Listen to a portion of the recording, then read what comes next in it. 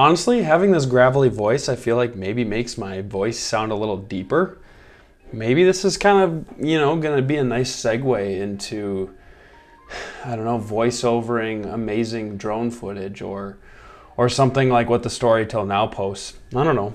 Maybe this was all meant to be, but voice is still groggy. I'm Zach, and here we talk about overlanding and tech. And today is pretty exciting because LASFIT sent me a set of these off-road pods, and I like to kind of test out these products for you guys and just see what my initial thoughts are and share them with you, so that, you know, as soon as I kind of find a product that I think is pretty cool, I share it with all of you. And then kind of down the road, as I use the product more, I'm hoping to post long-term reviews of products. So if there's certain products that I've talked about or you've noticed in the background of my videos or something of that sort, and you want me to do a long-term review on it, or at least answer some questions you might have about it, and, you know, if it's held up, etc., definitely comment that down below, because that's definitely something that I'm interested in, and I think it's always good to kind of talk about the durability and the long-term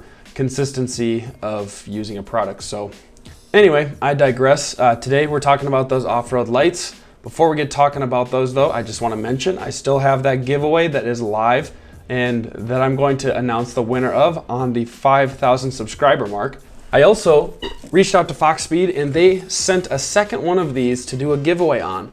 So I figured, in the spirit of the 4th of July and maybe doing a giveaway to kind of celebrate a little bit, we're going to be giving away one of these. I'm going to select the winner after basically the entries close at midnight on July 4th. So we're going to select a winner on July 5th, and hopefully we can kind of get that all sorted out shortly afterwards. So go check that out. The post is on my Instagram for both of those giveaways, and basically all you gotta do is follow the eligibility criteria and you're entered to win. So go get entered into those giveaways, because who doesn't like free stuff, and maybe you'd have a good chance at winning something free there. So if you like this sort of content, or you like this video thus far, you know, smash the like button and subscribe to the channel. It really helps me out, helps the channel grow, where I can make more videos like this. So let's jump right into checking out what these light pods have to offer, and we're gonna just kind of do an unboxing. Check it out. Okay, so these are the LASFIT LED pods. They're 3-inch pods, and I got the high-powered version. And let's just kind of check out what's in the box. So each of these come with a male adapter that goes to powered cables if you want to connect this to your typical underhood power system situation. And then each pod comes with its own mounting brackets. So we've got one for each light.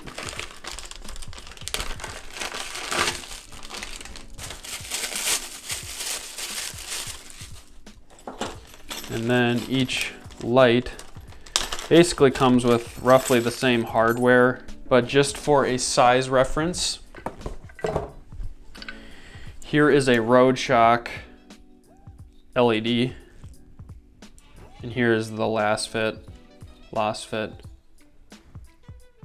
pods. Okay, so in the kit there's 2 different sizes of lock washers, so just make sure you grab the right size, but it's going to be pretty obvious which is which. So we're just gonna put a normal washer on, and then a lock washer, and then your standard nut. And remember that these are going to be mounting on some sort of bracket, so I wouldn't really tighten that down. Might as well just do the other side while we're here. Nut. Okay, then we're gonna grab 2 of these Allen bolts. We're gonna need a lock washer for each side, and then we're going to need 4 washers. Okay, so take your pod of choice. So grab your bolt, put on your lock washer and then a flat washer, and then you're going to thread this through just like that. So now let's grab another Allen bolt for the other side. So lock washer, flat washer, and then grab one more washer for on the inside of this panel. So if you can see there. thread it through the mount. This is a little tricky, keeping that washer on the other side. Get them lined up, and that's basically all you do. On these brackets, they have like a lip on one side, so just make sure you have that pointing forward, because if you look at ours, we've got that pointing towards the front where these point towards. So now I'm just going to tighten down these Allen bolts, and I'm just pointing these straight forward because I don't really know how I like to angle them yet. So these feel much heavier than the lights from Harbor Freight, but let's just remember that these are much more expensive than the Harbor Freight lights. So you can't really compare the two because they're in different price ranges and they're not supposed to be identical. And this is how I wired up the switch. So I basically, what you do is you grab right here on the plastic and right here and just yank. It's held in by plastic clips. Same with this top portion if you'd like to use this blank switch right there. But basically I chose the one down here, and I'm definitely going to change this out for a rocker switch, but I just wanted to use their harness to show that you can use just their stuff if you want to. And I actually jammed this in sideways and it kind of pries itself into that opening, so it works out all right. So basically just feed it up into there, hook it in, and then I pushed it through the firewall, which if you can kind of see, there is the white clip that comes from the switch, and then I pushed it right up next to all those wires, which is a big hole in the firewall. So, and then I think I just shoved the cable, this is it right here, I just shoved it behind this plastic. There's definitely cleaner ways to do it, and I'm gonna come back and redo all this once I have an official electrical system for all my wiring. So, and then to just show how these brackets work, basically you have two bolts right here that help hold and stabilize your hood. And so you just take each one off one at a time. So I recommend doing this first one and then doing the next one. So you do the first one, tighten it down fairly tight, but then allow this to still swivel. And then you can turn it into place and then put this bolt in. The hood will slide up and down like this, so you have to make sure that you keep it in place. But if your hood is anything like mine, there's a very obvious dirt line. So I wasn't too worried about lining it back up because you can just line it back up with that dirt line and everything lines up along this seam. So then what I did is I just ran this cable back behind here, and then I just ran the cable, pushed it in there, and ran it behind this big hinging metal part, because that's what holds the hood. And then the cable drops down here. I then ran the cable behind this plastic trim here, and honestly this is really, you can do kind of whatever. There's a hole in the firewall right here, but I chose to run it to the other side. So I literally just am laying it in here and then zip tied it to the back, which is just, there's a couple of lines back here, so I just zip tied it back there. And then it comes in on the right side, and I do the same thing here. And all of this I just wound up and put right in this area, so it's definitely not that clean, but it does the job. And then I connected the red and the black right here. So,